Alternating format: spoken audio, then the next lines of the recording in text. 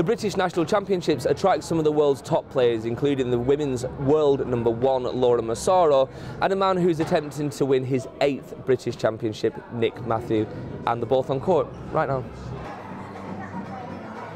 10 years ago is my first title. It sort of feels like yesterday in many ways.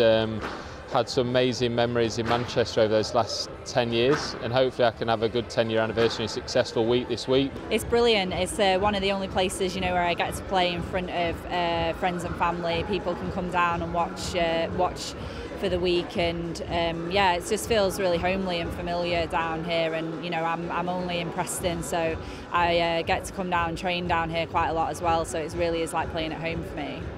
Over the 6 competition days here, there's 390 people competing on 8 different courts, which was a record number of courts for the British Open. There's a lot of squash to be played. Nationals has been in Manchester now for probably 20 years, and I think over that years, each year it's grown, got better, bigger and better. And Manchester put an awful lot into squash. It's obviously home of England squash as well. So it's really the ideal place for top class squash. This tournament, the British Nationals in particular, draws a big crowd of great supporters.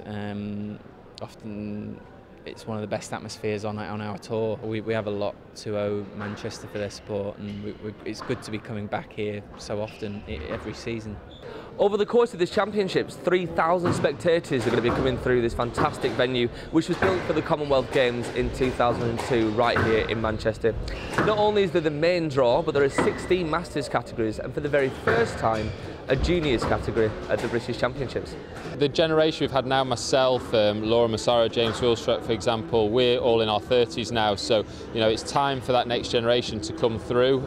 England Squash has put massive investment into the academy programme, sort of juniors from sort of 15, 16 through to sort of 23, trying to bridge that gap between our senior pros and trying to bring the next generation of elite players. They're now based centralised here in Manchester in this building, so that's a fantastic legacy of the programme. But not only that, they're getting out a lot more to the grassroots, trying to increase participation, reaching out to sort of more I guess underprivileged communities as well, and that's a big goal of something that I'm trying to do back home in Sheffield as well. I've just launched my own squash academy, so hopefully that will tie in with what England Squash are trying to do long term.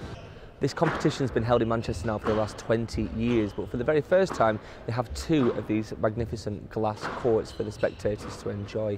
And those spectators are going to include 1,500 local school children who will be brought here to witness this as part of the local squash development programme. It's an opportunity for kids and adults alike to come down and, you know, get into squash, play if they've already played before, and just have some fun. And when the facilities are there, that's half the job, you know, getting people on courts, hard enough as it is, and then when there's a real limited number of courts, then it's even harder. I know how hard the guys in the academy are working now. I know how well the association's working, and the coaches are doing a tremendous job. The support staff, the physiotherapists, the strength conditioning. So I'm very excited to see how the next lot come along. The British Nationals aren't just a tournament. There's over 30 volunteers on hand here, giving young people from the area a taster of the sports on offer. This is my first time here, but it's epic. I tried playing this, I would like to play squash very much. We obviously have a centralised academy now where a lot of our young players live in Manchester and train here, you know, 3 or 4 days a week, every week. So the courts are in use by our younger players. I think it's usually sort of Monday through to Thursday. But then evenings and weekends, it's open to the public. It's open to the Manchester Academy. So there's an awful lot of squash going on here, and they seem to build it and continue to build it. There's a lot of kids involved. So it's sort of the way that Manchester approach it. It's actually built a legacy for the sport within the region, really.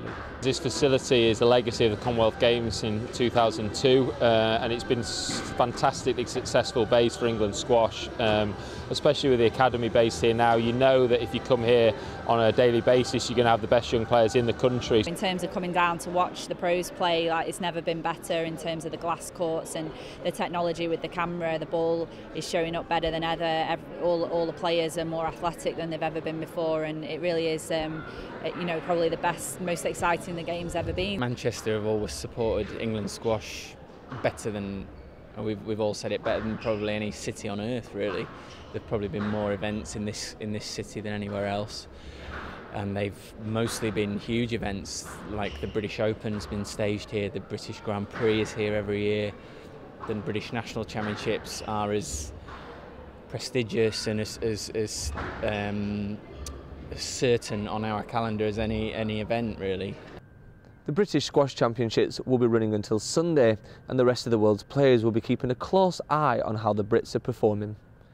Martin Cooper, that's Manchester, the National Squash Centre.